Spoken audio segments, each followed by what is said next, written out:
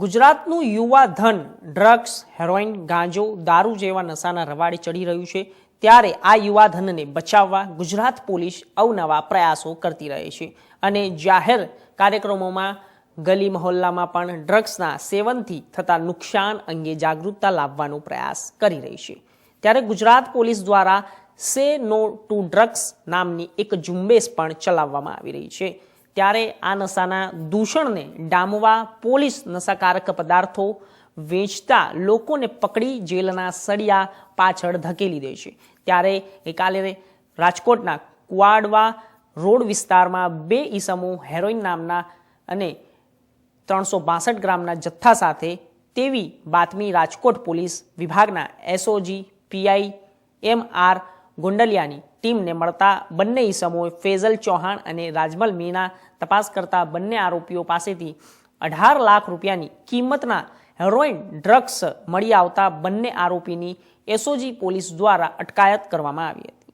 તો આ તકે આરોપી એસઓજી પોલીસ દ્વારા પૂછતાછ બંને આરોપીએ છૂટક વેચાણ માટે આ ડ્રગ્સનો જથ્થો રાજસ્થાનથી લઈ આવ્યા હોવાનું સામે આવ્યું હતું। ત્યારે હાલ પોલીસ દ્વારા સમગ્ર મામલે બંને આરોપીઓ ફૈઝલ અને રાજમલ મીણા વિરુદ્ધ બીએનએસ એક્ટ મુજબ ગુનો નોંધી વધુ તપાસ હાથ ધરી છે। Police commissioner Shri Brajesh Kumar Jha sir, additional CP sir તથા ડીસીપી ક્રાઇમ સરની સૂચનાથી રાજકોટ યુવાધન નશાના રવાડે ન ચડે, નાર્કોટિક્સ પદાર્થનું વેચાણ અટકાવવા તથા સે નો ટુ ડ્રગ્સ મિશન અંતર્ગત ગત તારીખ 14/10/2025ના રોજ રાજકોટ એસઓજી પીઆઈ એમ.આર. ગોંડલિયા તથા પીએસઆઈ આરજે કામાડિયાની ટીમને એક બાતમી મળી હતી, જેના આધારે 2 શખ્સો ફૈઝલ યુસુફભાઈ ચૌહાણ તથા રાજમલ રકમા મીણાને કુવાડવા રોડ પરથી 362 ગ્રામ હેરોઇન જેની કિંમત છે 18,14,725 સાથે પકડવામાં આવેલ છે।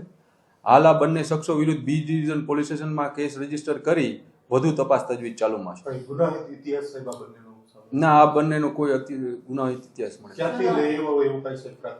આ રાજમલ રકમા મીણા પ્રતાપગઢ રાજસ્થાનનો વતની છે અને તે પ્રતાપગઢ રાજસ્થાનથી જ આ હેરોઇનનો જથ્થો લઈ આવ્યો છે।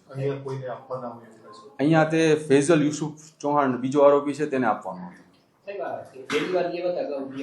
ના, હાલ પ્રાથમિક તપાસમાં પહેલી વાર જ લઈ આવ્યો એવું જણાવ્યું ને, હજી સુધી ફર્સ્ટ ટાઈમ જ છે। પેલા 392 ગ્રામનો જથ્થો મળ્યો છે અને છૂટકમાં પછી વેચાણ કરતા।